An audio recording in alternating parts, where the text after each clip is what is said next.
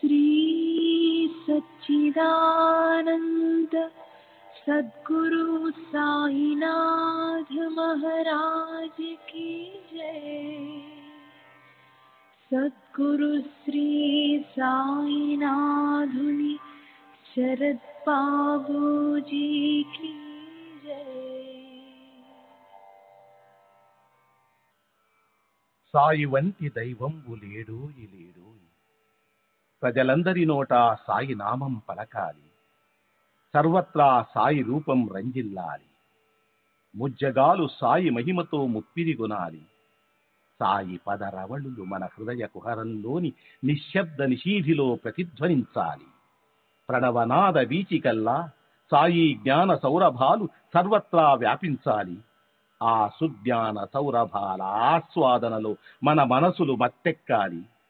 సాయి ప్రేమామృత ధారలు అంతటా నిరంతరం వర్షించాలి. ఆ ప్రేమామృత ధారలలో తడుస్తూ, ఆ జ్ఞాన సౌరభాల మత్తులో ఆనందంగా నర్తిస్తూ సాయి వంటి దైవంబు లేడోయి లేడోయి అని అందరూ ఏకకంఠంతో గానం చేయాలి. అదే నా ఆశ, ఆశయం, ఆకాంక్ష.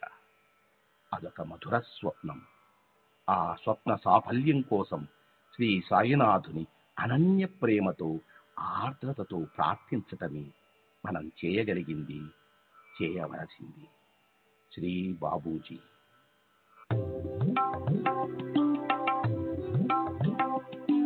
Sai Baba, Sai Baba, Sai Baba,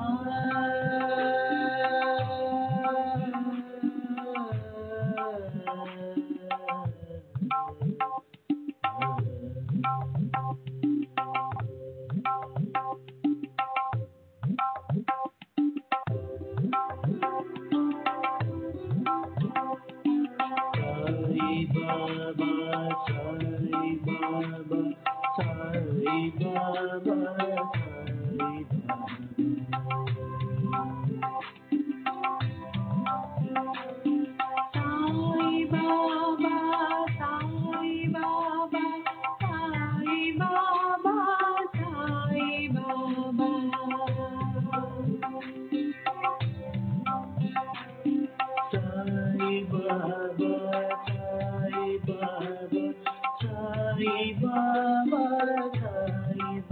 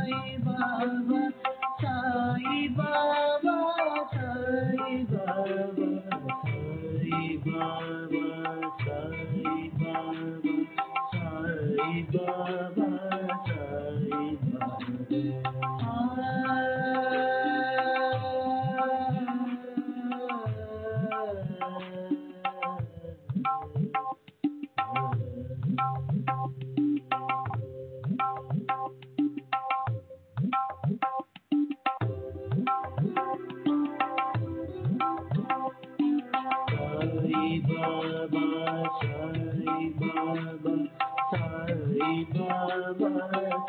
Sai Baba.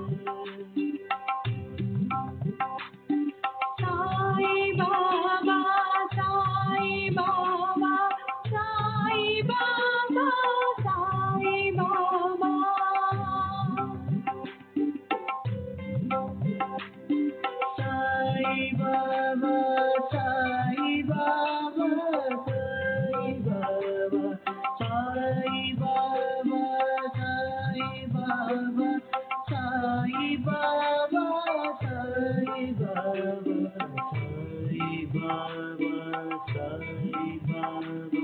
साई बाबा साई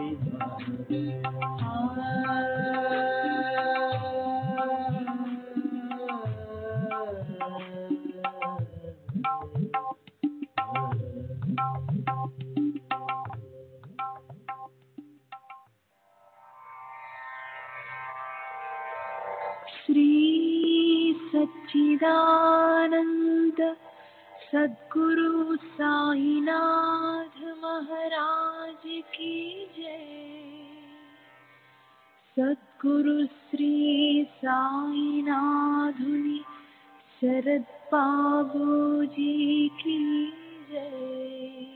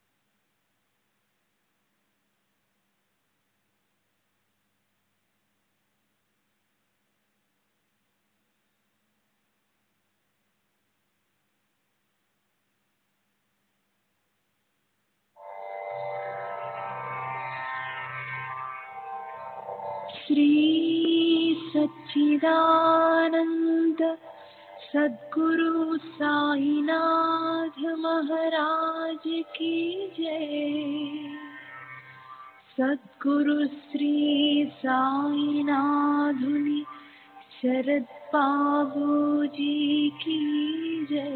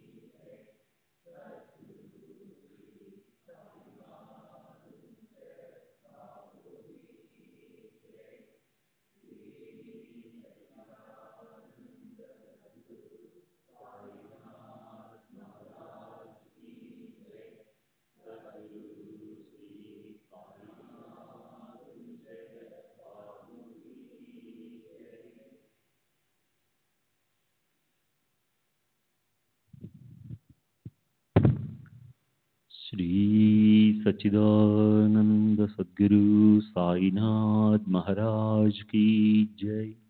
सद्गुरु श्री साईनाथ शरद बाबू जी की जय। శ్రీ సాయినాథాయ నమః. శ్రీ సాయిబాబా సత్య చరిత్ర 44వ అధ్యాయం. నిన్నటి తరువాయి.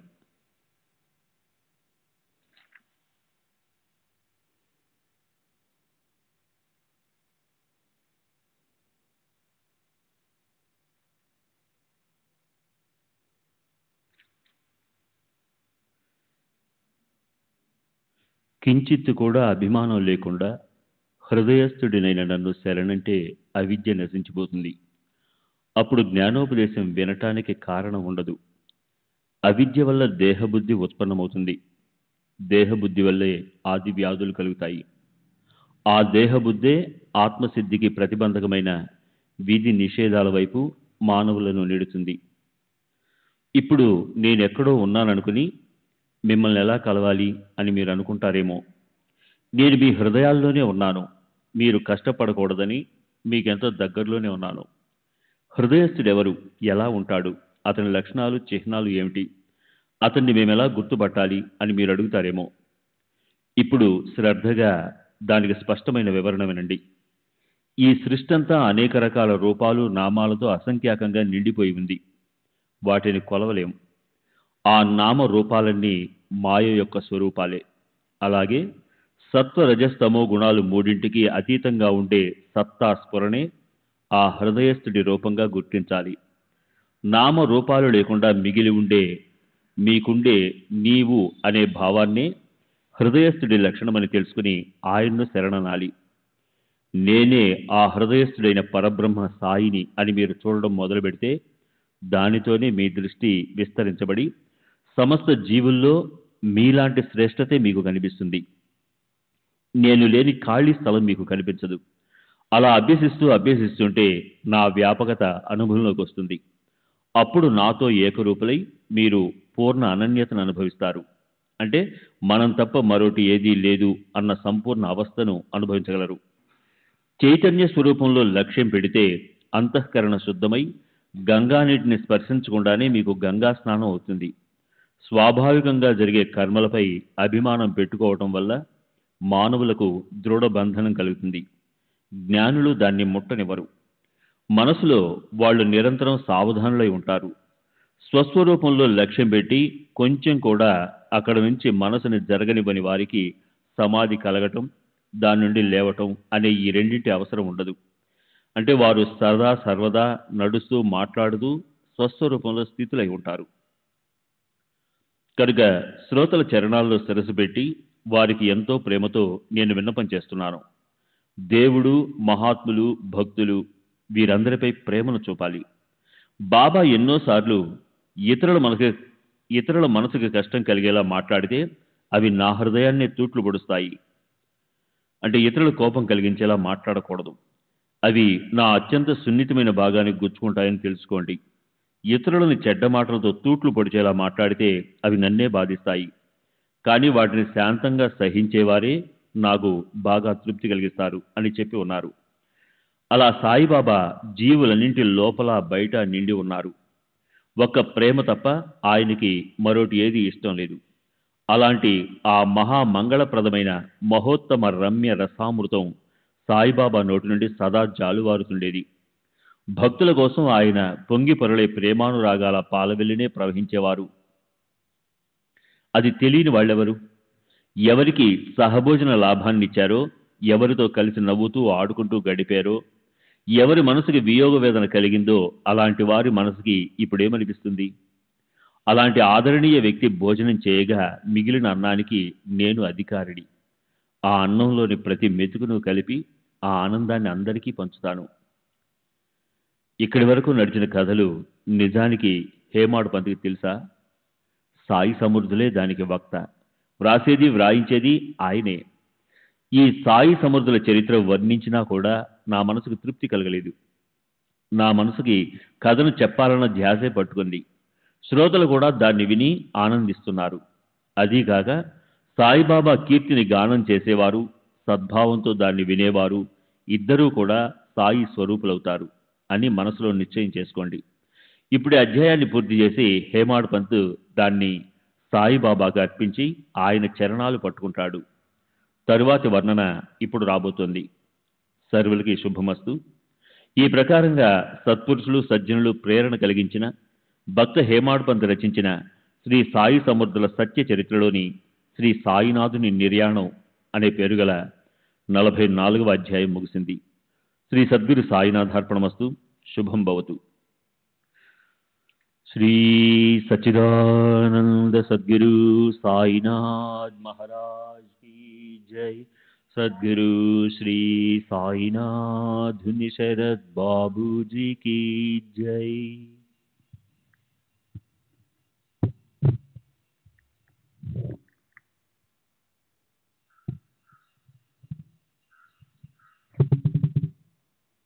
44వ అధ్యాయానికి పరిపూర్ణ వివరణ.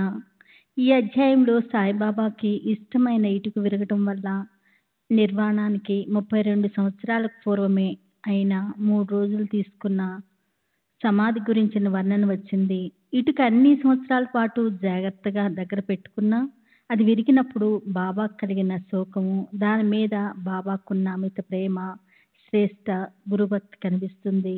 అయితే సహస్రాశ్రంలో ప్రాణాన్ని నిలిపి శరీరాన్ని ఎంతో నిశ్చలంగా శ్వాసోచ్ఛ్వాసరహితంగా మరణప్రాయంగా చేసి 3 రోజుల్లో తిరిగి దాన్ని స్పృహలోకి తెచ్చి బాబా తమ యోగ సాధనలో పరాకాష్ఠ చెందిన ప్రావీణ్యతను దర్శింపచేశారు. దీనికి ముందు 7వ అధ్యాయంలో బాబా ఆచరించే అనేక యోగ సాధనల వర్ణన మనం చదివే ఉన్నాం. సమాధితో సహా ఖండయోగము, దౌతి ఇత్యాదులను చేసేవారు.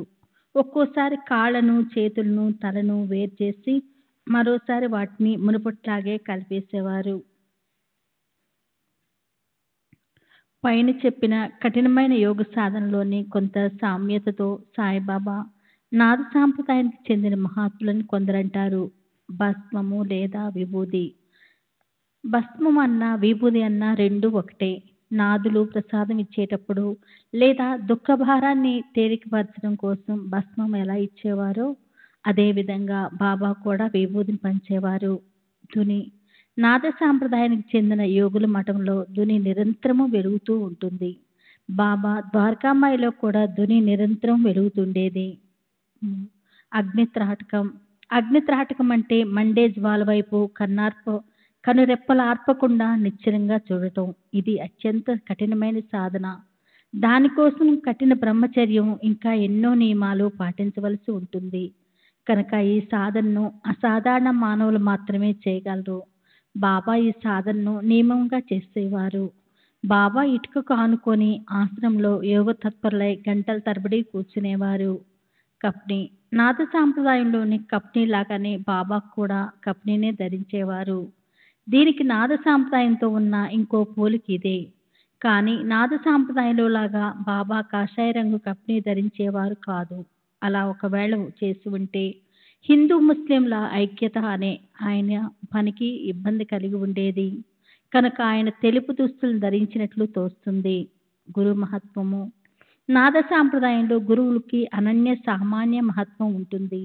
బాబా నింబవృక్షం క్రింద గురుస్థానానికి ఎంత ప్రాముఖ్యత ఇచ్చేవారంటే పదే పదే దాన్ని సమర్థిస్తూ చెప్పనవసరం లేదు. బాబా మాటల్లో కూడా పదే పదే గురునామం వచ్చేది.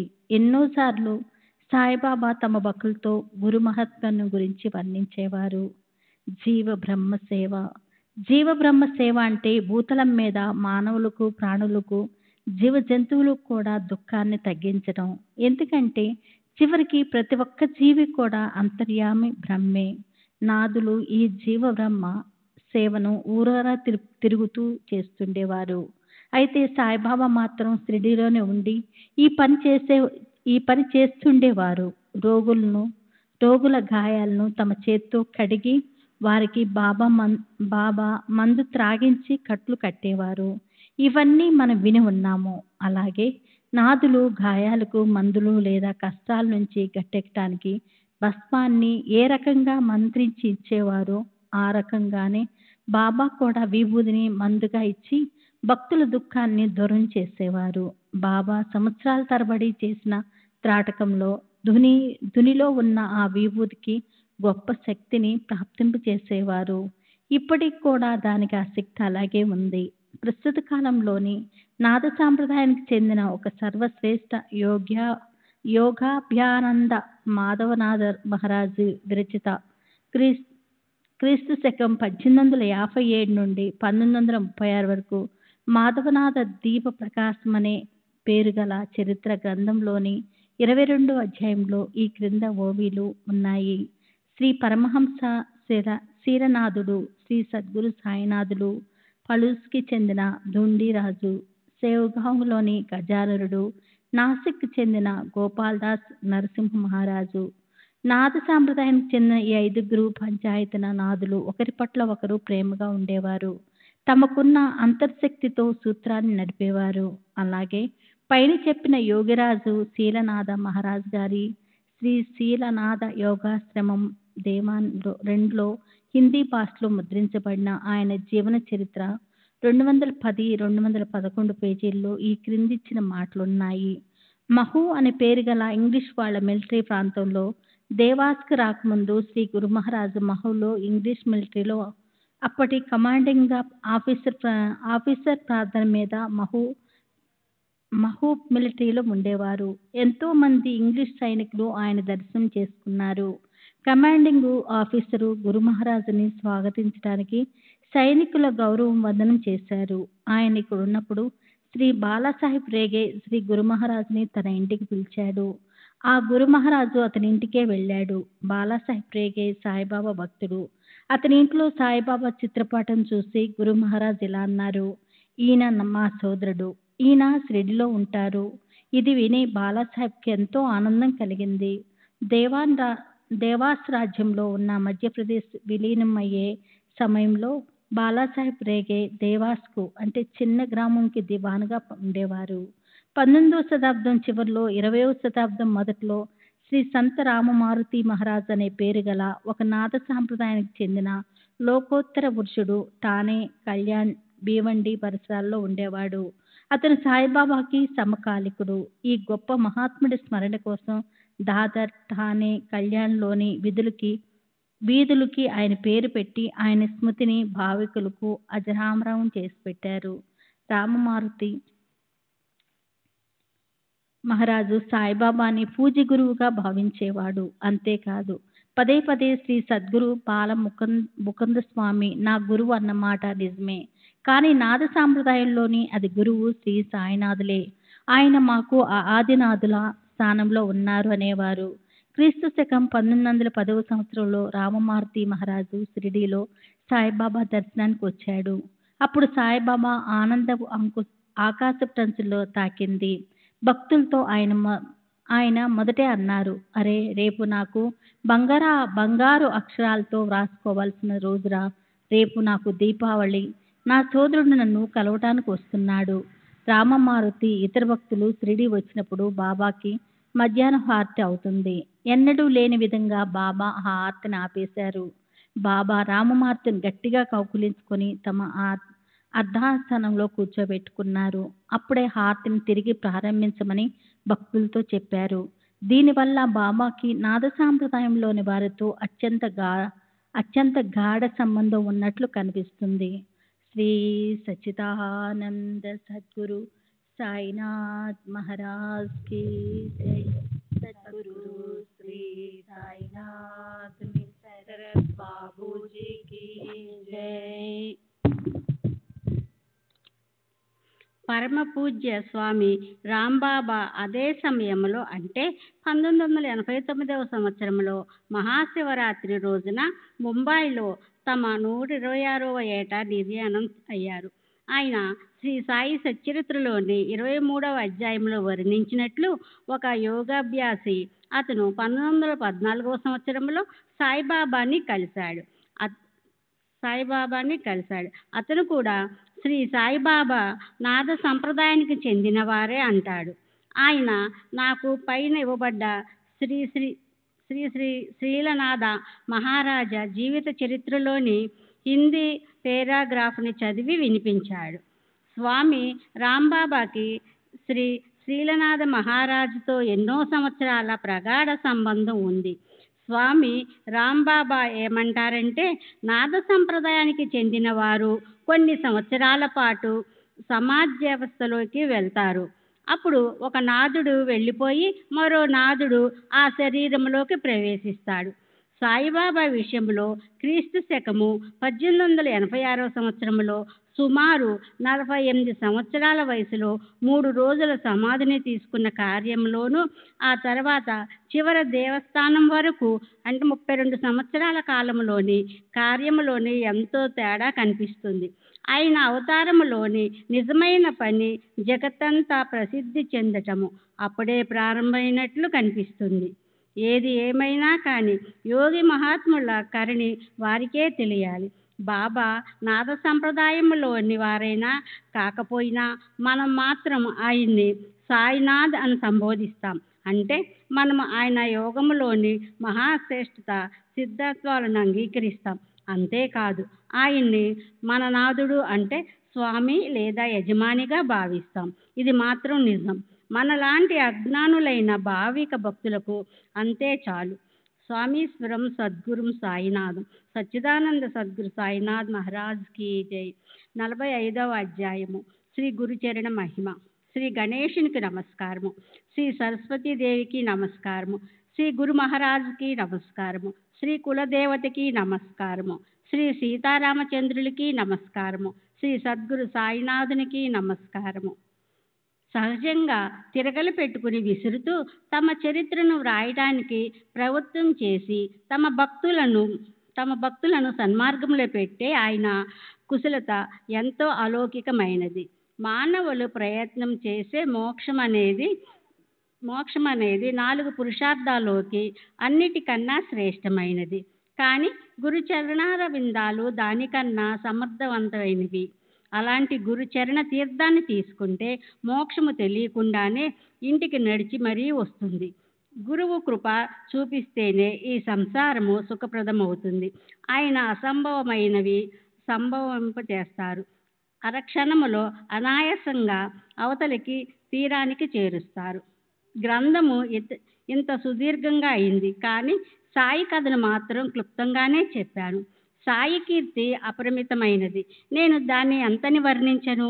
ఎవరి దర్శనముతో మనసు శాశ్వతంగా తృప్తి చెందుతుందో, ఎవరి సాన్నిధ్యముతో గుండెలో గోదావరి గలగలు ప్రవహింపచేయగల ఆనందము అనుభవంలోకి వస్తుందో, ఎవరి వల్ల సంసారములోని పనుల గురించి చింతల గురించి కలిగే భీతి దూరంగా పారిపోతుందో అలాంటి సాయిమూర్తిని కోల్పోయాం. ఎవరి వల్ల భక్తులు పరమార్థిక వైపు తిరుగుతారో, ఎవరి వల్ల మాయా మోహాల నుంచి విముక్తి లభిస్తుందో, ఎవరి వల్ల అత్యంత శ్రేయస్సు లభిస్తుందో ఆ సాయిమూర్తిని కోల్పోయాము. ఎవరి వల్ల మరణానంతరపు మరుజన్మ గురించిన భీతి నశిస్తుందో, ఎవరి వల్ల న్యాయము నీతి జాగృతమవుతాయో, ఎవరి వల్ల కష్టాల్లో మనసుకు ధైర్యం చేకూరుతుందో ఆ సాయిమూర్తిని కోల్పోయాము. తమ మూర్తిని మనస్మృతిలో నిలిపి సాయిబాబా తమ శాశ్వత నివాసానికి వెళ్ళిపోయి తమ అవతారాన్ని ముగించారు. ఆయన యోగము గురించి స్థితి గురించి ఆలోచించడం మన వల్ల కాదు. అవతార కార్యము ముగిసిపోయాక ఆ అవనిపై నాశవంతమైన రూపము దృష్టికి గోచరించకుండా పోయింది. అయినా ఈ గ్రంథం అనే వాగ్మయమూర్తి ఆయన్ని అడుగడుగునా గుర్తుకు తెస్తుంది. అంతేకాక ఈ గ్రంథములోని కథను వింటే మనసుకి కలిగే ఏకాగ్రతను, దాని నుంచి ఉత్పన్నమయ్యే శాంతి యొక్క అలౌకికతను ఎలా వర్ణించాలి? శ్రోతలందరూ విద్వాంసులు. మీ ముందు నేను అల్పమతిని, మూర్ఖుణ్ణి. అయినా ఇది సాయికి అర్పించిన శబ్దాలతో కూడిన ధార్మిక కార్యము కనుక దీన్ని శ్రోతలు కృతజ్ఞతతో ఆదరించాలి. అందరికీ శ్రేయస్సును చేకూర్చగల ఈ శబ్దాలనే ధార్మిక కార్యాన్ని నాలాంటి మందమతి ముందు పెట్టి తాము చేయదలుచుకున్న కార్యాన్ని సాయి పూర్తి చేస్తారు. అన్నీ తెలిసి శ్రోతలకు ఈ విషయం బాగా తెలుసు. మనసును ఏకాగ్రము చేసి సాయి చరణాలకు వందనము చేసి ఈ మహామంగళప్రదమైన పరమ పావన కథను వినేవారికి, భక్తియుక్తులై తమ హితాన్ని సాధించుకోవటానికి ఉత్సుకత చూపించేవారికి ఏకాగ్ర చిత్తముతో ఈ కథామృతాన్ని సేవించే వారికి తాము కోరుకున్న దాన్ని సాయి ప్రసాదిస్తారు. అలాగే ఈ సంసారములోని యోగక్షేమాలను పరలోకములోని కోరికలను నెరవేరుస్తారు. చివరికి వారిని కృతార్థులు చేస్తారు. సాయికి చేసే సేవ ఎన్నటికీ వృధా కాదు. 44 అధ్యాయము చివర సాయి నిర్యాణం గురించి విన్నారు. అయినప్పటికీ ఈ గ్రంథం ఇంకా నడుస్తూనే ఉంది. ఇదేమి చిత్రమో తెలియటం లేదు. గత అధ్యాయములో సాయి నిర్యాణము గురించి యథావిధిగా వర్ణించబడింది. అయినా ఈ సాయిలీల అనే సాలెపురుగు క్షణం కూడా విశ్రాంతి తీసుకోవటం లేదు. నిజానికి ఇందులో ఆశ్చర్యమేమీ లేదు. మరణం కేవలం దేహానికే. ఈ సాయి మరణానికి అతీతులు. మునుపటిలాగే ఆయన అవ్యక్తంలోకి వెళ్ళిపోయారు. దేహము పోయింది, దాంతో ఆకారము పోయింది. ఆయన అవ్యక్తంలో ఎప్పటిలాగే ఉన్నారు. దేహత్యాగం అయిన తరువాత ఆయన లీలలు అందరికీ తెలుసు. అవి అసంఖ్యాకం అవటం వల్ల వర్ణిస్తుంటే గ్రంథ విస్తరణ కాకూడదని అందులో కేవలము తాత్పర్యాలని శ్రోతల ముందు పెడదాము. శ్రీ సచ్చిదానంద సద్గురు సాయినాథ్ महाराज की जय। सद्गुरु श्री సాయినాథ్ నిసరత్ బాబూజీ की जय। మన అదృష్టం ధన్యం. బాబా షిరిడీలో అవతరించినప్పుడే మనకు ఆయన సత్సంగతి సహజాతి సహజంగా మళ్ళీ మళ్ళీ లభించింది. అలా అయి ఉన్నప్పటికీ మనకు సంసారం నుంచి నివృత్తి ప్రాప్తించలేదు. దేవుడిపై ప్రేమ పెరగలేదు. దీనికన్నా అధఃపతనం ఏముంటుంది? 10 ఇంద్రియాలు సాయి భక్తిని కలిగి ఉండడమే. అదే ఆయన్ని భజన చేసే పద్ధతి. లేకపోతే కళ్ళతో సాయి మూర్తిని చూస్తుంటే మాట్లాడేందుకు నోరు పెగలదు. చెవులతో సాయి కీర్తన వింటుంటే నాలుక మామిడి రసపు మాధుర్యాన్ని రుచి చూడటంలో నిమగ్నమై ఉండడము, సాయి చరణాలను స్పృశిస్తున్నప్పుడు మృదువైన పరుపు స్పర్శను వదలటాన్ని సహించలేకపోవడం జరగడం సరికాదు. సాయి నుంచి ఒక్క క్షణమైనా వేరుగా ఉండేవారు సాయి భక్తులు కాగలరా? అలాగే సంసారం నుంచి విరక్తి కలగని వారిని సాయి చరణాల్లో ఆసక్తులైనారని అనగలమా? ఒక్క తన భర్త తప్ప రెండవ వారెవరైనా దారిలో ఎదురైతే వారిని మామ, బావగారు, సోదరులుగా భావించి పతివ్రత స్త్రీ వారికి నమస్కరించడానికి తయారుగా ఉంటుంది. ఆమె మనస్సు మారదు. తన ఇంటిని ఆమె ఎన్నటికీ వదలదు. తన భర్త మీద ఆమెకు అపారమైన ప్రేమ ఉంటుంది. పరపురుషుణ్ణి తన భర్తగా అనుకొని అతని వైపు చూడాలన్న భావనను ఆమె ఎన్నడూ తన మనసులోకి రానీదు. ఆమెకు తన భర్త ఒక్కడే భర్త. ఇతరులెవరూ అతనితో సరిరారు. అతని పట్లే ఆమెకు ఏకనిష్టతో ఉండే ప్రేమ ఉంటుంది. శిష్యుడికి కూడా తన గురువు పట్ల అలాంటి ప్రేమే ఉంటుంది. శిష్యుని ప్రేమని పతివ్రతకు తన భర్త పైన ఉండే ప్రేమతో పోలుస్తారు. కానీ శిష్యుడికి గురువు పట్ల ఉండే ప్రేమకు పరిమితులే ఉండవు. ఆ ప్రేమ యొక్క గొప్పతనం ఉత్తమ శిష్యుడికే తెలుస్తుంది. సరే, సంసారంలోనే సహాయం చేయని వారు పారమార్థికంలో ఎలా సహాయం చేస్తారు? వియంకుడు కానీ, అల్లుడు కానీ, భార్య కానీ ఎవ్వరినీ నమ్మకూడదు. తల్లిదండ్రులు మమకారంతో మాయను కలిగిస్తారు. అధికారం ఉన్న కొడుకులు డబ్బు మీద లక్ష్యం పెట్టుకొని ఉంటే భార్య తన సౌభాగ్యం నిలవాలని చింతిస్తూ ఉంటుంది. కానీ పారమార్థికంలో తోడొచ్చేవారు ఎవరూ ఉండరు. అయితే మరి ఇక ఎవరు మిగులుతారు? ఎవరి వల్ల పారమార్థిక ప్రాప్తిని చేసుకోగలమో దాని గురించి ఆలోచించి నిర్ణయిస్తే చివరికి మనమే మిగులుతాం. ఇచ్చమేమిటి, అనిత్యమేమిటి అని దీన్ని గురించి క్షుణ్ణంగా ఆలోచించి ఈ జగత్తులోని పరలోకంలోని ఫలాలను అనుభవించడం మీద కోరికను వదిలేసి శమధమాదుల్నే ఆరింటిని స్వాధీనం చేసుకొని మోక్షప్రాప్తి కోసం ప్రయత్నించేవారు ధన్యులు. శమం అంటే మనోనిగ్రహం, దమం అంటే ఇంద్రియ దమనం, ఉపరతి అంటే విషయభోగాల పట్ల అరుచి, తితీక్ష అంటే ఏ ఉపాయము చేయకుండా చెడుగా భావించకుండా దుఃఖాన్ని సహించడం, శ్రద్ధ అంటే గురువు లేదా శాస్త్రాల పట్ల విశ్వాసం, సమాధానం అంటే దేవుడు ఎలా ఉంచితే అందులోనే తృప్తిగా ఉంటూ చిత్తైకాగ్రతను సాధించడం, ఇతరులపై ఆశను పెట్టుకోకుండా దృఢమైన ఆత్మవిశ్వాసం పెట్టుకొని తమంత తామే సిద్ధమైన వారే పరమార్థాన్ని సాధించగలరు. బ్రహ్మ నిత్యం, జగత్తు అనిత్యం. గురువే నిజమైన బ్రహ్మ, గురువే ధ్యానించడానికి యోగ్యమైన వస్తువు అన్న భావనను నిరంతరం పెట్టుకొని సర్వ అనిత్య విషయాలను వదిలేయడమే పరమార్థ సాధన. అనిత్య విషయాలను వదిలేయడం వల్లే సంసారంలో వైరాగ్యం ఉత్పన్నమవుతుంది. సద్గురువు బ్రహ్మ చైతన్యంతో పరిపూర్ణమైనట్లు భాషిస్తారు. అన్ని జీవుల్లోనూ ఈశ్వరుడే ఉన్నట్లు విశ్వాసం కలుగుతుంది. దాన్నే అభేద భజన అంటారు. భీతితోనూ లేదా ప్రేమతోనూ ఆయన్ని సదా ధ్యానించేవారు కంసుడు, రావణుడు, పురుగు, వరుసగా కృష్ణుడు, రాముడు భ్రమరాలుగా అయిపోయినట్లు అవుతారు. అలా ధ్యానం చేసే వస్తువే ధ్యేయం అయిపోతుంది. ధ్యానం చేసేటప్పుడు అనన్యత్వం కావాలి. మోక్ష ప్రాప్తి కోసం ధ్యానం లాంటి మరో సాధన లేనే లేదు. ఈ ధ్యానాన్ని తమంత తామే అభ్యసించే వారికి ముక్తి వెంటనే లభిస్తుంది. అప్పుడు జనన మరణాలనేవి ఎక్కడుంటాయి? అక్కడ జీవభావం అనే చిహ్నం విస్మరించబడుతుంది. ప్రపంచ స్పృహ అస్తమిస్తుంది. ఆత్మవైపు లక్ష్యం పెట్టడం వల్ల సుఖం ప్రాప్తిస్తుంది. కనుక మన గురువు నామాన్ని జపించడం వల్ల పరమానందం కలుగుతుంది. జీవుల్లో భగవంతుని దర్శనమవుతుంది. నామ మహిమ కన్నా గొప్ప ఏమిటి? ఎవరి నామానికి అలాంటి మహత్తు ఉందో వారికి నేను సద్భావంతో నమస్కరిస్తున్నాను. వారికి నేను కాయ వాచ మనసా శరణు వెళ్తాను.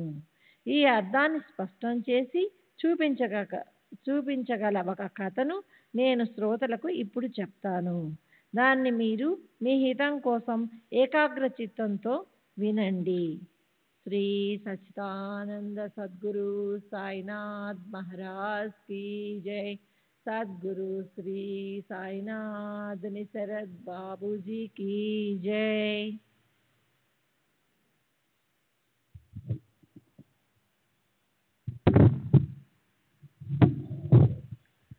కాకాసాహెబ్ దీక్షిత్ సాయి సమర్థుల ఆజ్ఞతో నిత్య నియమంగా ఏకనాథ భాగవతం చదువుతుండేవాడు.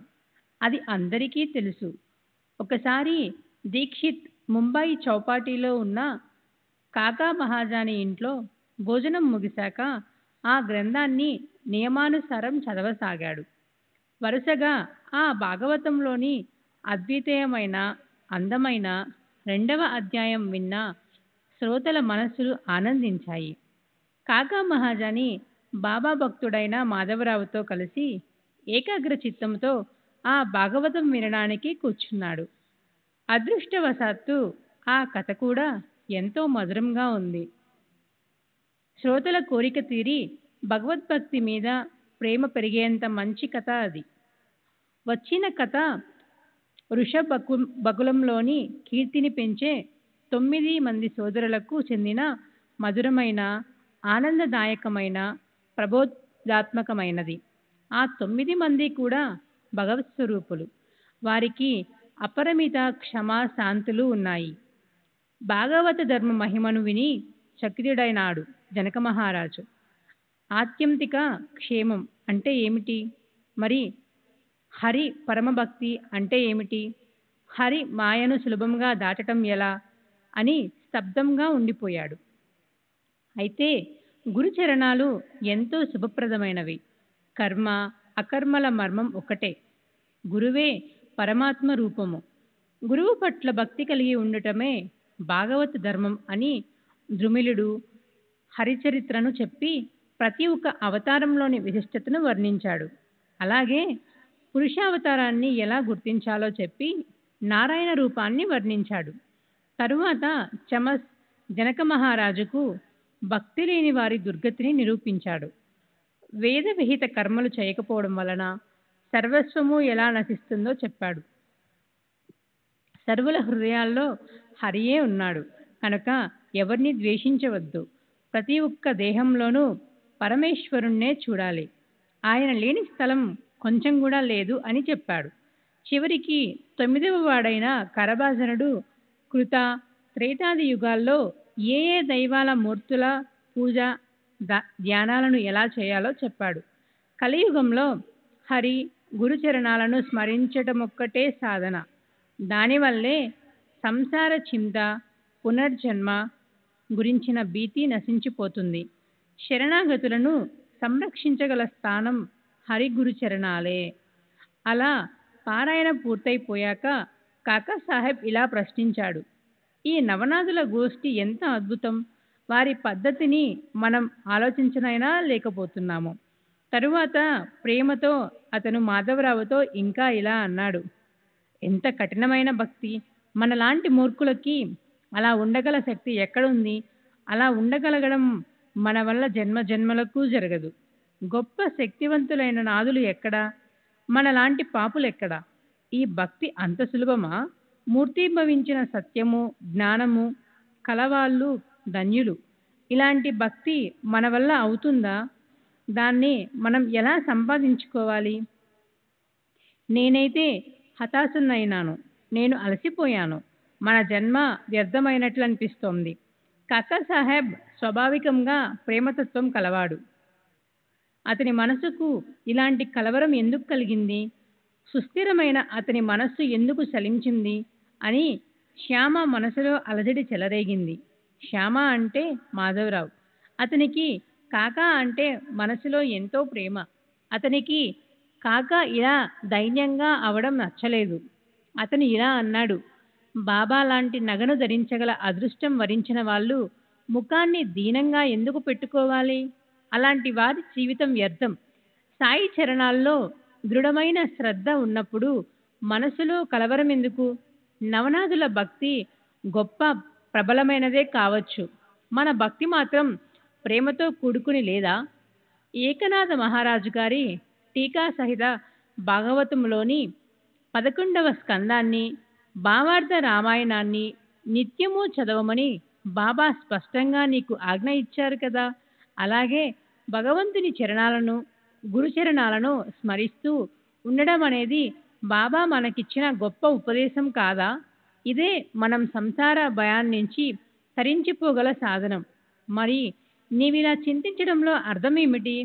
అయినా కాకాకి ఆ 9 యోగుల ఆచరణ పద్ధతిని, తీక్షణమైన కత్తిపై సాములాంటి వారి నియమాలని మనం కొంచెమైనా సాధించగలమా అన్న చింతే పట్టుకుంది. అతని మనసుకి చాలా వ్యాకులత కలిగింది. నవయోగుల భక్తే ఎంతో శ్రేష్టమైనది. మనకది ఏ ఉపాయముతో ప్రకటమవుతుంది? అలా అయితేనే దేవుడు నిజంగా మనకి లభిస్తాడు. కాకాకి అలాంటి దుర్భర వేదన కలిగింది. కూర్చున్నా నించున్నా పడుకున్నా ఈ విచారమే అతని మనస్సును పట్టి పీడించింది. ఆ మర్నాడు ఒక చిత్రం జరిగింది. శ్రోతలు దాన్ని వివరంగా వినండి. ఆ అనుభవము ఎంత అద్భుతంగా ఉందో చూడండి. పొద్దున్నే ఆనందరావు అతని ఇంటి పేరు పాకాడే అతను మాధవరావుని వెతుక్కుంటూ వచ్చాడు. అది కూడా సరిగ్గా భాగవతం చదివే సమయానికే. మాధవరావుతో తనకొచ్చిన విచిత్రమైన కల గురించి చెప్పాడు. ఓ పక్క పారాయణ నడుస్తోంది. మరో పక్క వారిద్దరూ ఒకరితో ఒకరు గుసగుసగా మాట్లాడుకుంటున్నారు. దానివల్ల శ్రోత వక్తల ఏకాగ్రత భంగమైంది. ఆనందరావు మనస్సు చలించింది. అతను మాధవరావుకి స్వప్నం గురించి చెప్పసాగాడు. అలా వాళ్ళిద్దరూ గుసగుసలాడుకుంటుంటే పారాయణ ఓ క్షణం పాటు ఆగిపోయింది. అప్పుడు కాకాసాహెబ్ వాళ్ళను ఇలా అడిగాడు, ఏమిటి విశేషం? మీరిద్దరూ ఎంతో ఆనందంగా ఉన్నారు. మాకు కూడా అదేమిటో చెప్పకూడదు? దానికి మాధవరావు ఇలా అన్నాడు, మీకు నిన్నే ఓ సందేహం కలిగింది కదా, ఇప్పటికిప్పుడు దానికి సమాధానం వచ్చింది చూడండి. సంసార సాగరాన్ని తరింపజేసే భక్తి లక్షణం చూడండి. పాకాడే కలలో బాబా అతనికి ఎలా దర్శనమిచ్చారో వినండి. మీ సందేహం పటాపంచలైపోతుంది. గురు చరణాలకు నమస్కరించడం ఆ పాటి భక్తి చాలని నీకు తెలుస్తుంది. అప్పుడు ఆ స్వప్నం వినాలని అందరికీ ఎంతో ఉత్సాహం కలిగింది, ముఖ్యంగా కాకా సాహెబ్కి. ఎందుకంటే సందేహం కూడా మొదట అతనికే కదా కలిగింది. అందరి కోర్కెను చూసి ఆనందరావు తన కల గురించి చెప్పసాగాడు. చక్కని శ్రద్ధతో కూడిన మనసున్న శ్రోతలకు కూడా అది ఆశ్చర్యాన్ని కలిగిస్తుంది. ఒక మహాసముద్రంలో నడుంలోతు నీళ్లలో నేను నిలబడి ఉన్నాను. అక్కడ అనుకోకుండా కళ్ళెదుట శ్రీ సాయి సమర్థులు కనిపించారు. రత్న ఖచ్చిత సింహాసనం ఉందక్కడ. దాని మీద సాయి సమర్థులు విరాజమానులై ఉన్నారు. ఆయన పాదాలు నీళ్లలో మునిగి ఉన్నాయి. అలాంటి ఆయన రూపాన్ని నేను చూశాను. అలాంటి బాబా మనోహర రూపాన్ని చూసి నా మనసుకు ఎంతో తృప్తి కలిగింది. ఇది కలే కలేనన్న భావన కలగలేదు.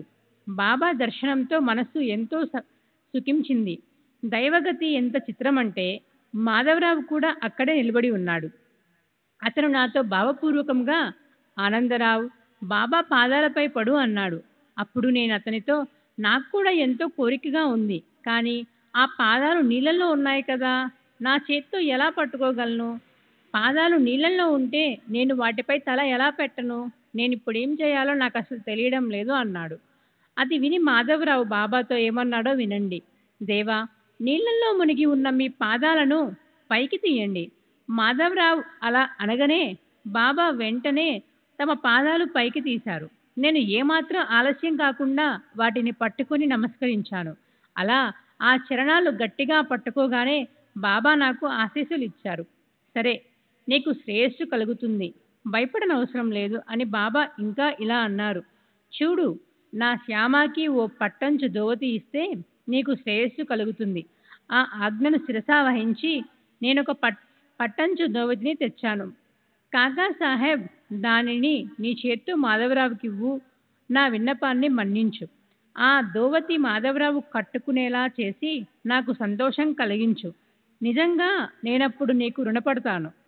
ఆనందరావు కథను మాధవరావు స్వయంగా విన్నాడు. కాకా సాహెబ్ ఆ వస్త్రాల అతనికివ్వబోతే అతడు తీసుకోలేదు. అతను, ఇది ఆనందరావుకు వచ్చిన స్వప్నం, నాకెలాంటి సూచన రాలేదు. నాకేదో ఒక రుజువు కలగకుండా నేను ఈ బట్టలు తీసుకోను. దానికి కాకా సాహెబ్, మనం ఇప్పుడు బాబా అన్నదానిలో ఎంత నిజముందో పరీక్షించి చూద్దాం. దోవతి తీసుకోవడం యోగ్యమో అయోగ్యమో చీటీలు వేసి చూద్దాం. బాబా ఏ చీటీ ఇస్తే దాన్నే బాబా ఆజ్ఞగా భావిద్దాం అని ఆ రకంగా చేయడం మొదలుపెట్టి అతను బాబా పాదాల వద్ద చీటీలు వేశాడు. శ్రీ సచ్చిదానంద సద్గురు సాయినాథ్ మహారాజ్ కి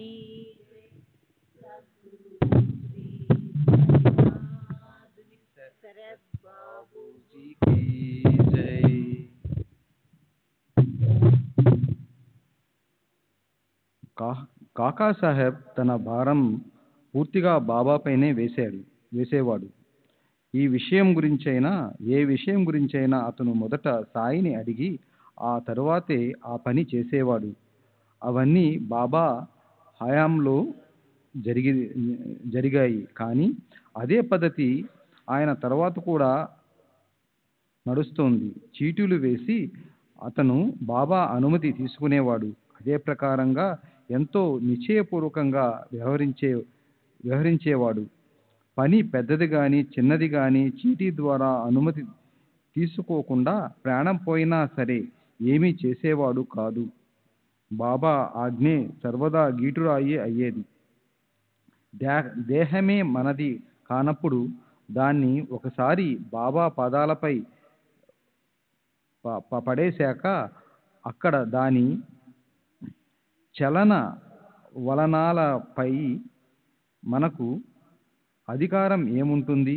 చూడండి, ఈ ఒక్క భావనతో ₹1,00,000 సంపాదించగలిగిన వాటిని అతను కాలితో తన్నేశాడు. ఆ నిశ్చయాన్ని అతను మరణించే వరకు అలాగే పెట్టుకున్నాడు. నీ విశ్వాసం ఫలిస్తుంది. నీకోసం నేను విమానం పంపిస్తాను. అందులో కూర్చోపెట్టి నిన్ను తీసుకెళ్తాను.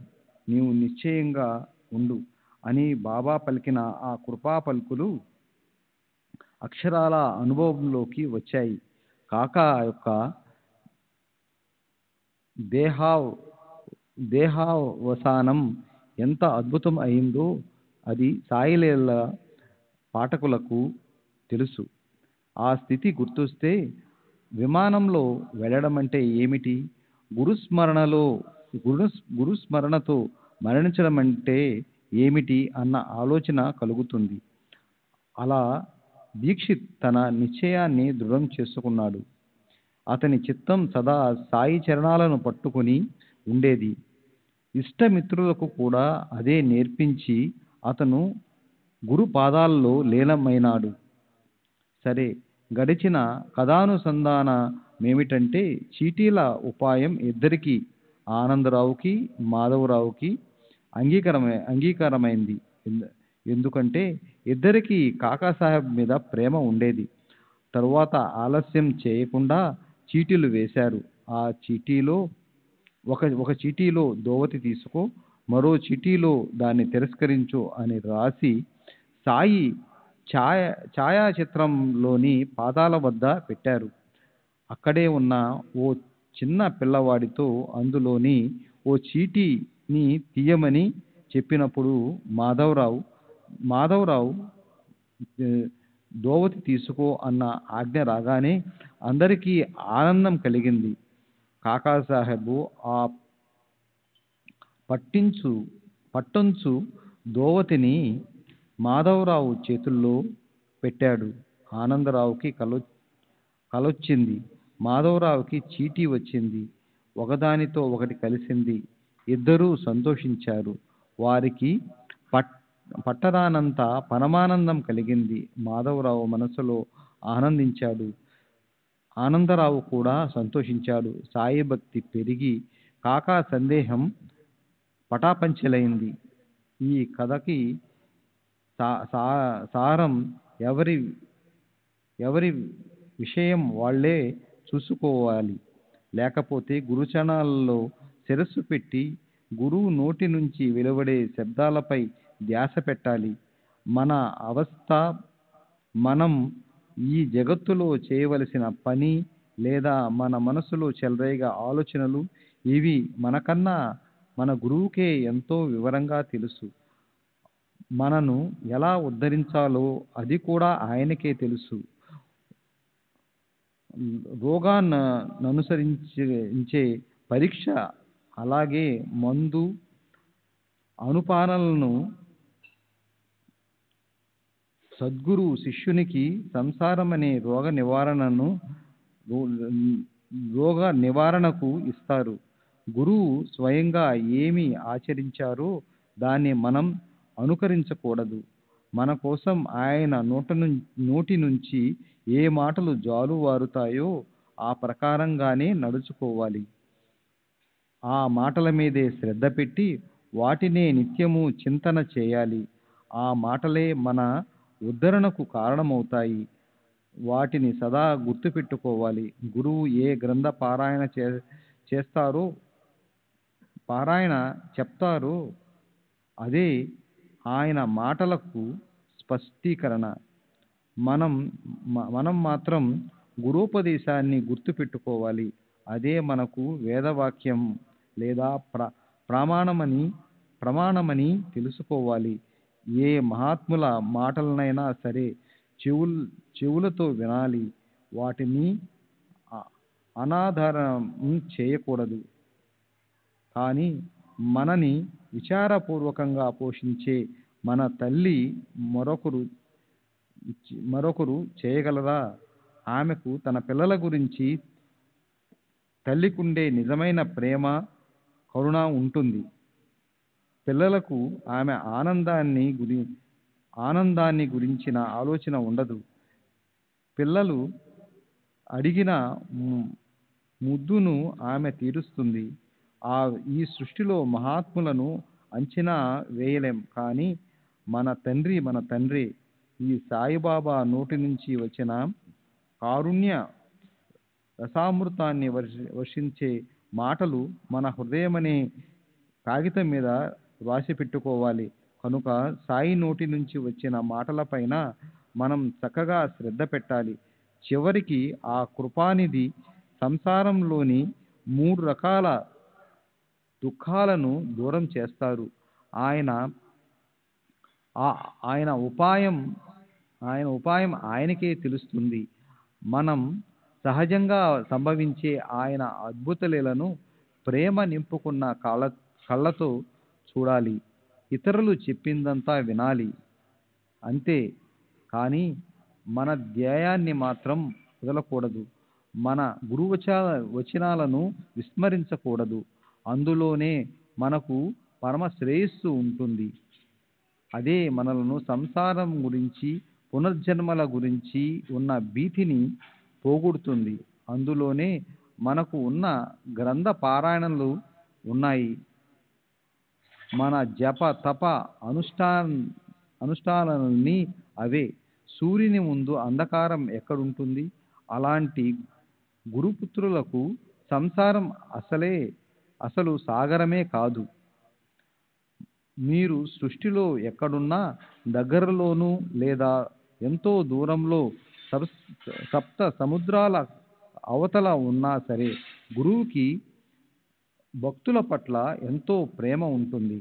శ్రీ సచ్చిదానంద సద్గురు సాయినాథ్ మహారాజ్ కీ జై. సద్గురు శ్రీ సాయినాథుని శర బాబూజీ కీ జై.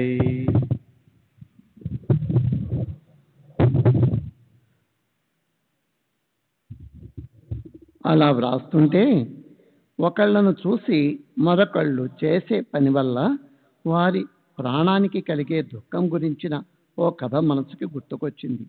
దాన్ని ఇప్పుడు చెప్తాను. ఓసారి బాబా మహసాపతితో కలిసి మసీదులో ఉన్నప్పుడు అతనికి అంతకు ముందుండే చెక్క పడక ఒక్కసారిగా గుర్తొచ్చింది. ఆ పలక వెడల్పు మొత్తం జానడుండేది. దానికి 2 వైపులా గుడ్డు పైలకలు కట్టి దాన్ని మసీదు దూలానికి అడ్డంగా బాబా వేలాడదీసేవాళ్ళు. దాని మీదే నిద్రించేవారు. చీకట్లో నిద్రించకూడదని తల వద్ద, పాదాల వద్ద ప్రమిదలు వెలిగించి పెట్టి ఆ పలక మీద ఆయన నిద్రించేవారు. ఆ పలక గురించిన వృత్తాంతం ఆమూలాగ్రం గడిచిన 10వ అధ్యాయం ఓవి 15-18 మొదట్లోనే వర్ణించబడింది. ఇప్పుడు ఆ పలక గొప్పతనాన్ని వినండి. ఓసారి బాబా ఆ పలక మహత్వాన్ని మనస్ఫూర్తిగా అలా వర్ణించి చెప్తుంటే కాకాసాహెబ్ దీక్షిత్ మనసులో ఓ ఆలోచన వచ్చింది. అది వినండి.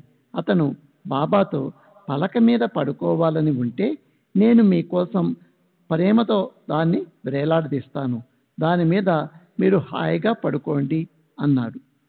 బాబా అతనికి మహత్సాపతిని కింద వదిలేసి, నేను పైన ఎలా పడుకోను, నాకు కింద ఉంటేనే బాగుంది అని సమాధానమిచ్చారు. దానికి కాక ప్రేమ పెరుగొనగా, మరో పలక కూడా వేలాడదీస్తాను, ఓ దాని మీద మీరు పడుకోండి, మరో దాని మీద మహత్సాపతి పడుకుంటాడు అన్నాడు. అందుకు బాబా ఇచ్చిన సమాధానం చూడండి. అతను పలక మీద ఎలా పడుకుంటాడు? దేహానికి పూర్తి యోగ్యత ఉన్నవాళ్లే పలక మీద నిద్రపోగలరు. పలక మీద పడుకోవటం అంత సులభం కాదు. నేను తప్ప దాని మీద ఎవరు నిద్రించగలరు? నిద్రపోకుండా కళ్ళు తెరిచి ఉంచి ఉండేవారికే ఆ పలక మీద పడుకోవడం సాధ్యమవుతుంది. నేను నిద్రపోతున్నప్పుడు నా గుండెల మీద చేయి పెట్టి దగ్గరగా కూర్చోమని మహసాపతికి చెప్తుంటాను. కానీ ఆ పని కూడా అతని వల్ల కావటం లేదు. కూర్చున్న చోటే కునికిపాట్లు పడుతుంటాడు. ఈ పలక అతనికి పనికిరాదు. ఈ చెక్క పడక నాకు మాత్రమే. నా హృదయంలో నామస్మరణ జరుగుతుంటుంది. ఇక్కడ చేయి పెట్టి చూడు, నాకు నిద్రొస్తే నన్ను లేపు అని నేను ఆజ్ఞాపించినా అతనికి నిద్రొస్తూ ఉంటుంది. అతని చేయి బండరాయిలా బరువెక్కుతుంది. అప్పుడు భగత్ అని పిలవగానే కళ్ళ మీద నిద్ర ఎగిరిపోయి అతను కంగారుగా ఉలిక్కి పడతాడు. భూమి మీద కూర్చోవటమే రానివారు, ఆసనమే స్థిరంగా ఉండనివారు, నిద్రాదేవి వరించగానే ఓ రాయిలా జడంగా నిశ్చలంగా అయ్యేవారు ఎత్తు మీద ఎలా నిద్రిస్తారు అని అంటూ బాబా సందర్భానుసారం భక్తులపై ప్రేమ వల్ల అదే పనిగా ఇలా అంటుండేవారు. ఆపులే ఆపుల్యా సంగే, దుజయాచే దుజయ సంగే. మనం మన శక్తి అనుసారం చేయగలిగినంత చేయాలి, ఇతరులను అలాగే చేయనివ్వాలి. మనం ఇతరులను అనుకరించడానికి ప్రయత్నించకూడదు. మన కర్మ మనతో వస్తుంది, ఇతరులది ఇతరులతో పోతుంది. సాయినాథుని లీలలో ఎంతో లోతైనవి. హేమాడ్ పంత్ ఆయన చరణాలను పట్టుకున్నాడు. ఆయన కూడా కృప చూపించి ఆశీర్వచనమిచ్చి అతన్ని తమ చింతనలో అఖండంగా పెట్టారు. సర్వులకి శుభమస్తు. ఈ ప్రకారంగా సత్పురుషులు సజ్జనులు ప్రేరణ కలిగించిన భక్త హేమాడ్ పంత్ రచించిన శ్రీ సాయి సమర్థుల సచ్చరిత్రలోని గురుచరణ మహిమ అనే పేరు గల 45వ అధ్యాయం ముగిసింది. శ్రీ సద్గురు సాయినాథార్పణమస్తు. శుభం భవతు. 45వ అధ్యాయానికి పరిపూర్ణ వివరణ. సాయిబాబా హయాంలో షిరడీలో ప్రతి విషయంలోనూ బాబాని సలహా అడగటము, ఆ విధంగా వ్యవహరించటము అనే అలవాటు ఎంతోమంది భక్తులకు ఉండేది. బాబా దేహత్యాగం చేసిన తరువాత ఆ అవకాశం పోయిందని కాకాసాహెబ్ దీక్షిత్ లాంటి భక్తులు బాబా ఛాయాచిత్రం ముందు చీటీలు వేసి ఆయన సలహా తీసుకోవడం మొదలెట్టారు. ఆ పద్ధతి ఎంతో ప్రాచుర్యం చెందింది. బాపు సాహెబ్ దుమాళ్ళు, రఘువీర భాస్కర్ పురందరే మొదలైన భక్తులు కూడా అదే పద్ధతిని అవలంబించేవాళ్ళు. చెన్నైకి చెందిన పరమ పూజ్య నరసింహస్వామి 1930-1940 సంవత్సరాల్లో ఇంగ్లీష్లో సాయిబాబా చరిత్రను ఇంకా ఎన్నో పరిశోధనాపరమైన పుస్తకాలను వ్రాశారు. దక్షిణ భారతంలో బాబా ప్రచారం విస్తృతంగా చేశారు. ఆయన కూడా అలాగే చీటీలు వేసి బాబాని అడుగుతుండేవారు. ఆయనకి ఎంతో యోగ్యము శ్రేయస్కరము అయిన సమాధానాలు లభిస్తుండేవని ఆయన చరిత్రలో చెప్పబడింది. సరే, అలాంటి గొప్ప గొప్ప భక్తులు ఆలోచించిన సులభమైన ఉపాయం ఉండగా బాబా స్వయంగా ప్రత్యక్షంగా ప్రశ్నలకు సమాధానమిచ్చేందుకు సిద్ధంగా ఉండగా జనులు తమకంటే శ్రేష్ఠులు అనిపించిన మరో సాయిబాబా భక్తుల దగ్గరకు ఎందుకు వెళ్తారు? వారి పాదాలపై తలపెట్టి వాళ్ళ ద్వారా బాబాని ప్రశ్నలు ఎందుకు అడుగుతారో అర్థం కాదు. నేను నా 23 సంవత్సరాల అనుభవంతో గుండెల మీద చేయి పెట్టుకుని చెప్తాను. నిజమైన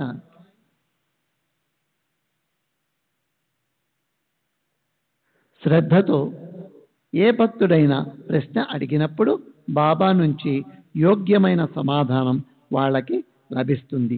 అయితే దానికోసం క్రింద చెప్పబడ్డ నియమాలని మాత్రం పాటించవలసి ఉంటుంది. 1. ప్రశ్న అడిగేవారు సాయిబాబా ఒక్కరే మనని తరింపచేసేవారు అన్న భావనతో శరణు వెళ్ళవలసి ఉంది. శ్రద్ధ సహనం పెట్టుకోవలసి ఉంది. 2. చీటీలు వేసి ప్రశ్న అడిగి జవాబు వస్తే ఆ విధంగానే వ్యవహరించవలసి ఉంది. జవాబు మనకు నచ్చే విధంగా లేకపోయినా లేదా ఇతరులు వేరే ఏదో కారణం చెప్పి దానికి విరుద్ధంగా వ్యవహరించమని సలహా ఇచ్చినప్పటికీ, మొండి పట్టు పట్టినప్పటికీ మన నిశ్చయం సడలకుండా ఉండాలి. అలా కాకపోతే అసలు ప్రశ్న అడగకపోవటమే మంచిది. జవాబు యోగ్యంగా ఉందా లేదా అన్నది అనుభవంలోకి రావటానికి ఓర్పు వహించవలసి ఉంటుంది. మొదట్లో ఒకవేళ వ్యతిరేక అనుభవం వచ్చినా భక్తులు కంగారు పడకుండా బాబా చివరికి మనకు శ్రేయస్సు కలిగిస్తారు అన్న దృఢమైన శ్రద్ధను పెట్టుకోవలసి ఉంది. ఏదైనా ప్రశ్న అడిగినప్పుడు జవాబు నచ్చలేదని మళ్ళీ అదే ప్రశ్నను అడగకూడదు. బాబా తమ సమాధానాన్ని మార్చుకోరు. 5. ప్రశ్నలను అదే పనిగా చిన్న పొన్న విషయాల కోసం అడిగి బాబాను ఊరికే బాధ పెట్టకూడదు. ఎంతో కఠిన సమస్య అయితేనే బాబా ముందుకు పోవాలి. ఏ నంబరు టిక్కెట్ తీసుకుంటే లాటరీ తగులుతుంది, ఏ గుర్రం పందెంలో గెలుస్తుంది, ఆడపిల్ల పుడుతుందా, మగపిల్లాడు పుడతాడా లాంటి ప్రశ్నలు అడగకూడదు. బాబా వీధిలోని జ్యోతిష్కుడు కాడు. వెంటనే ఏ కష్టము పడకుండా డబ్బు పొందటానికి మోసపూరితమైన మార్గానికి ఉత్తేజాన్ని కూడా ఇవ్వరు. సాత్వికత వృత్తి కల భక్తులను కష్టాల కొలిమి నుంచి రక్షించటానికి, భయంకర సమస్యల నుంచి బయటపడేయటానికి, సంసారంలో యోగ్యమైన నిర్ణయం తీసుకోవటానికి ఆయన మార్గదర్శనం చేస్తారు. విశేషించి ఆధ్యాత్మికపరమైన ప్రశ్నలకు, పారమార్థిక మార్గంలో సమస్యలకు సమాధానాలు ఆయన ఎంతో ఇష్టంగా ఇస్తారు. 6. ప్రశ్నలు అడగటం కోసం షిరిడీకి లేదా ఎవరో శ్రేష్ఠ సాయి భక్తుల దగ్గరకు వెళ్ళవలసిన అవసరం లేదు. ఏ సాయి భక్తులైనా తమ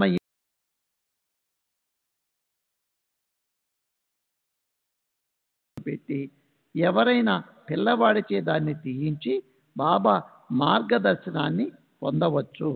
సరే. శ్రీ సచిదానంద సద్గురు సాయినాథ్ మహారాజ్ की जय. सद्गुरु श्री साईनाथुनि शरद बाबू जी की जय.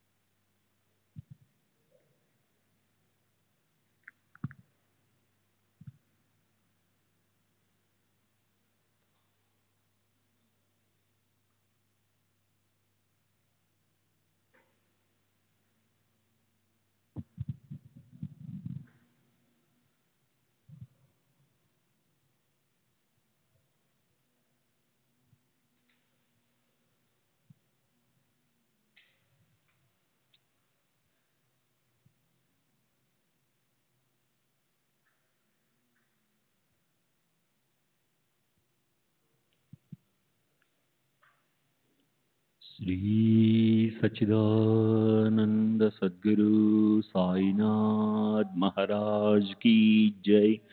सद्गुरु श्री साईनाथुनि शरद बाबू जी की जय. साई रहम नजर करना, बच्चों का पालन करना. साई रहम नजर करना, बच्चों का पालन करना. जाना तुमने जगत पसार, सब ही झूठ जमाना. जाना तुमने जगत पसार, सब ही झूठ जमाना. साई रहम नजर करना, बच्चों का पालन करना. साई रहम नजर करना, बच्चों का पालन करना. मैं अंधा हूँ बंदा आपका, मुझसे पथ दिखलाना. मैं अंधा हूँ बंदा आपका, मुझसे पथ दिखलाना. साई रहम नजर करना, बच्चों का पालन करना. साई रहम नजर करना, बच्चों का पालन करना. दास गणों कहे अब क्या बोलूं, थक गई मेरी रसना। दास गणों कहे अब क्या बोलूं, थक गई मेरी रसना। साई रहम नजर करना, बच्चों का पालन करना। साई रहम नजर करना, बच्चों का पालन करना। रहमो नजर करो अब मोरे साई, तुम बिना नहीं मुझे माँ बाप बाई। रहमो नजर करो मैं अंधा हूँ बंदा तुम्हारा।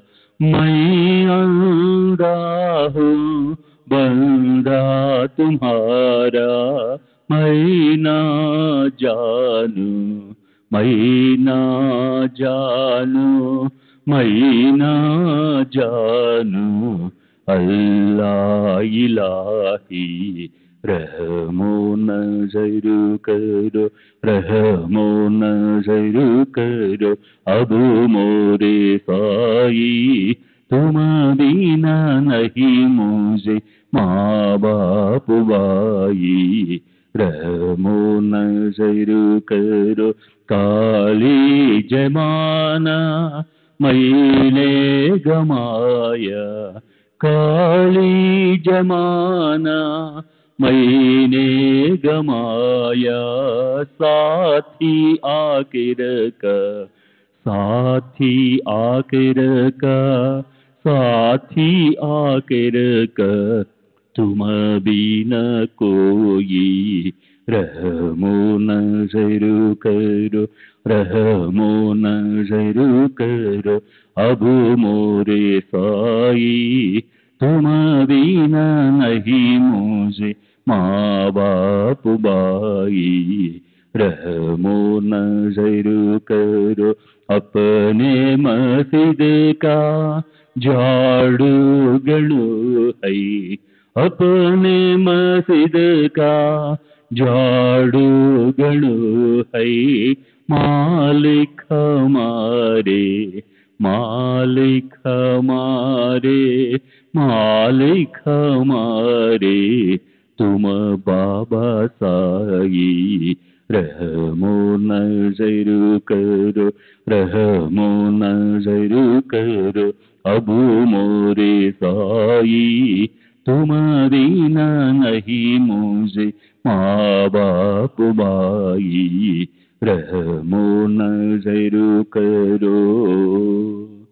श्री सच्चिदानंद सद्गुरु साईनाथ महाराज की जय।